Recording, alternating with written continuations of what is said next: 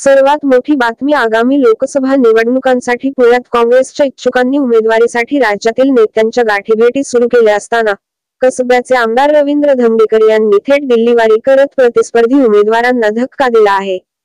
धंगेकर यांनी दिल्लीत जाऊन पक्षश्रेष्ठींची भेट घेतल्याने काँग्रेसच्या इच्छुकांमध्ये अस्वस्थता. धंगेकर उमेदवार असल्यास निवडणुकीची लढाई कठीण होण्याच्या भीतीने भाजपमध्ये धाकधूक वाढली आहे. धंगेकरांना उमेदवारी देऊन काँग्रेसने कसब्याची पुनरावृत्ती करण्याचा डावपेच आखल्यास काय करायचे याबाबत भाजपमध्ये चिंता आणि चिंतन सुरू झाले आहे. आमदार धंगेकर कसब्यातून विजयी झाल्यानंतर कसब्याबरोबर शहरातील अन्य विधानसभा मतदारसंघांतही मतदारांच्या संपर्कात आहेत. वेगवेगळे विषय हाती घेऊन ते कायम चर्चेत राहत आहेत.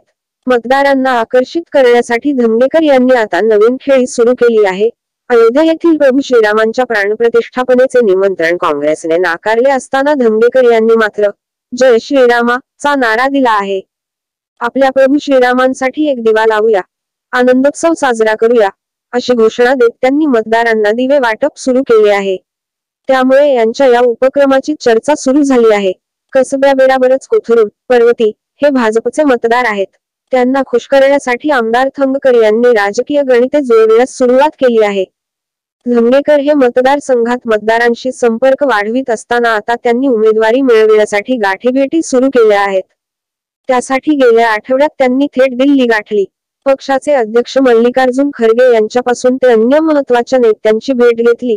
आमदार धंगेकर यांच्या दिल्लीवारीनंतर काँग्रेसच्या इच्छुकांमध्ये चलबिचल सुरू झाली आहे. नुकतेच काँग्रेसने इच्छुकांकडून उमेदवारी अर्ज मागविले होते. त्यामध्ये 20 अर्ज आले आहेत. त्यापैकी माजी आमदार मोहन जोशी हे प्रबळ दावेदार मानले जातात. त्यांच्याशिवाय माजी मंत्री बाळासाहेब शिवरकर, माजी शहराध्यक्ष अभय छाजेड, प्रभारी शहराध्यक्ष अरविंद शिंदे यांनीही उमेदवारी मागितली आहे. त्यामुळे या इच्छुकांमध्ये अस्वस्थता पसरली आहे. धंगेकर यांना उमेदवारी मिळाल्यास त्यांच्या इच्छेवर पाणी फेरले जाणार आहे. काँग्रेसने आमदार धंगेकर यांना उमेदवारी दिल्यास भाजपपुढे उमेदवार निवडीचे आव्हान उभे राहणार आहे. भाजपकडून राष्ट्रीय स्वयंसेवक संघाचे माजी प्रचारक सुनील देवधर यांच्यासह माजी महापौर मुरलीधर मोहोळ, माजी शहराध्यक्ष जगदीश मुळीक हे इच्छुक उमेदवार आहेत. देवधर यांना उमेदवारी दिली आणि धंगेकर हे काँग्रेसचे उमेदवार असतील तर पुन्हा एकदा कसब्याची पुनरावृत्ती होण्याची भीती भाजपला आहे. देवधर यांच्यापेक्षा मतदारांना धंगेकर हे जास्त परिचित असल्याने भाजपवर दुसरा पर्याय शोधण्याची वेळ येण्याची चर्चा सुरू झाली आहे. कसब्याप्रमाणे ब्राह्मणेतर प्रचार झाल्यास दगाफटका होण्याची शक्यता असल्याने भाजपने सावध पवित्रा स्वीकारला आहे.